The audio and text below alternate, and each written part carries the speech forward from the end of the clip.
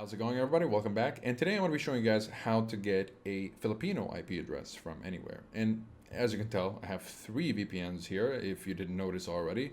Uh, this is the most effective and stable and reliable way of changing your IP address, especially if you're trying to, for example, maybe play a game that's not available in your region, or maybe you're trying to unblock geo restrictions, Netflix geo restrictions, or other geo restrictions.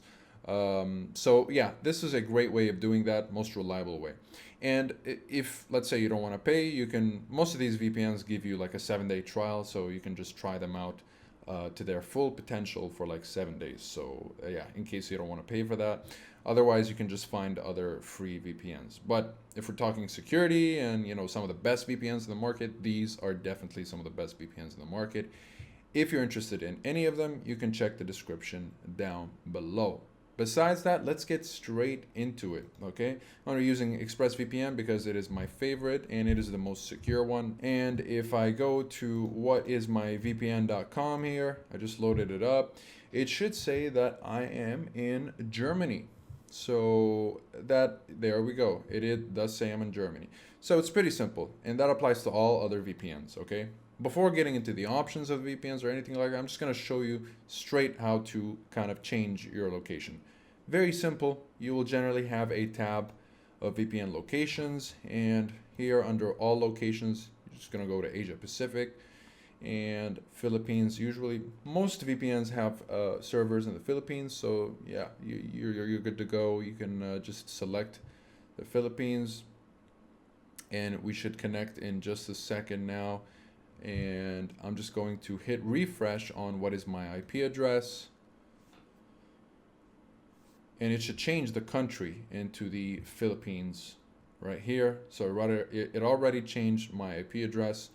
My country should be changed as well into the Philippines, and now I can access Filipino markets, Filipino Netflix, or whatever you're trying to do using a Filipino IP address. So that will be it. Now, it's a pretty simple process. There's nothing much to say. But if you're trying, let's say you're new to VPNs and you're trying to kind of understand your VPN a little more, like what are all these options that you see? Like, what's a kill switch? What's a protocol? Why should I use one over the other? Now, okay, let's get into this.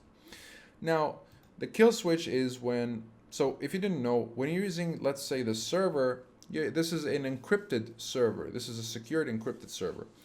The kill switch will sever your internet connection the moment you disconnect from the VPN. And what that does is that when you disconnect from the VPN, if the kill switch is off, you will revert back to your ISP server, which is most likely monitored and not as secured as the VPN provider server. So if you want to prevent that from happening, you can just sever the internet connection using the kill switch when you disconnect from the VPN. And what that'll do is that, essentially the only way to get internet access is if you're using the secured VPN providers server. So that'll be your only way of getting your internet access, unless you turn your kill switch back off. So that's pretty cool if you want your connection to be secure, or if you're just concerned about your data or security in general. That's a good tool. Now for protocols, you can use automatic. That works. In this situation, I'm using lightweight because it's very quick to connect. If you're concerned about security, you can use OpenVPN UDP because it's the best combination of speed and security. And in Express's case, OpenVPN is actually faster than lightweight, which lightweight is their own version of WireGuard protocol. WireGuard-based protocols are recent protocols, and they're supposed to be quite a bit faster. They are faster in Nord and Surfshark, but they're not. It's not faster here in Express. OpenVPN is actually the one that's quicker. The UDP option, for that matter. So make sure you're using OpenVPN UDP.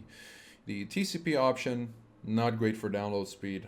ICAV is quick, but barely works on a handful of servers, so not really quite reliable.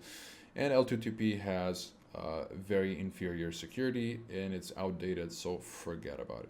So the last kind of option you want to make sure is on is only use ExpressVPN DNS servers while connected. And what that'll do is that it'll kind of force the ExpressVPN DNS onto your device to make sure so that it prevents any data from leaking, increasing security. It's sort of like an extra measure you can take to make sure your connection is secured, nothing leaks out, and it ensures that your connection stays more consistent rather than fluctuating up and down. So yeah, whatever you're doing, I would suggest that you keep this on unless you're trying to use any custom DNS, your own custom DNS. But generally the Express DNS servers are just about good enough to do whatever you want, and they're more secured. So that'll be it. When it comes to the differences, let's say you don't want to pay the premium price of ExpressVPN because it's quite a bit of premium service and it comes with a premium price.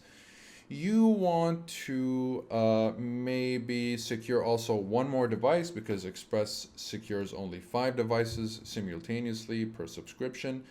Nord does that with 6 devices, so it secures 6 devices. You have a couple of extra features like dedicated IP, double VPN, which connects you through 2 servers rather than 1 at the cost of reduced speed, Onion over VPN for Tor users, peer-to-peer for torrenting, and just so that you know, ExpressVPN has no specialty servers because they've made it so that you can operate any kind of online activity using whatever server in the collection of servers with ExpressVPN, because it doesn't matter.